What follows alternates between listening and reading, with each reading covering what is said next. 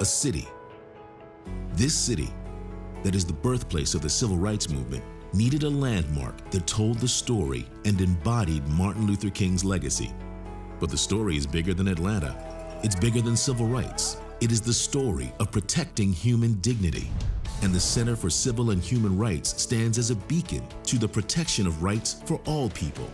It's about the legacy of heroes and warriors that dared to fight for change. Our young people should always remember what we had to overcome.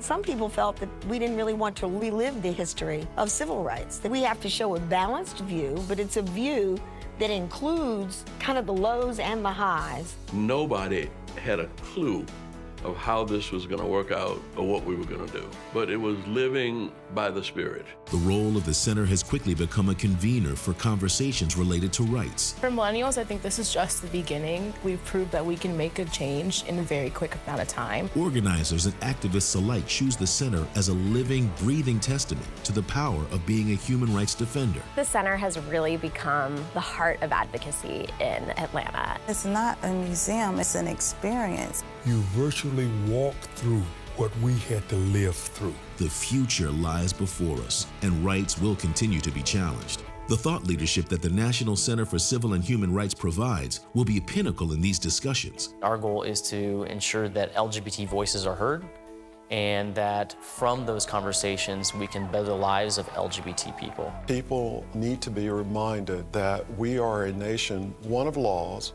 but then the founding principle behind those laws is one of equality. The movements that we see in the present day have some linkage with the movement of the 50s and the 60s. Any institution that goes beyond and above the work that is normally done is worth it. Modern-day slavery is egregious 21st century human injustice. Here, you come learn about the American Civil Rights Movement and what's happening in the world today. After you leave, what are you willing to spend 60 seconds, 60 minutes, or 60 years to work on?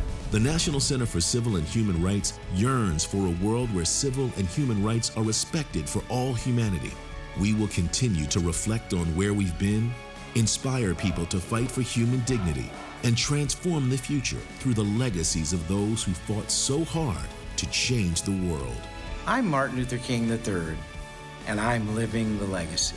My name is Jania Taylor. I am living the legacy. Living the legacy. Living the legacy. Living the legacy. My name is Devin Jerome Crawford. I'm Michelle Nunn. I'm living the legacy. Living the legacy. I'm Vicki Crawford. Living the legacy. I am John Lewis, a freedom rider, a marcher, and I'm living the legacy.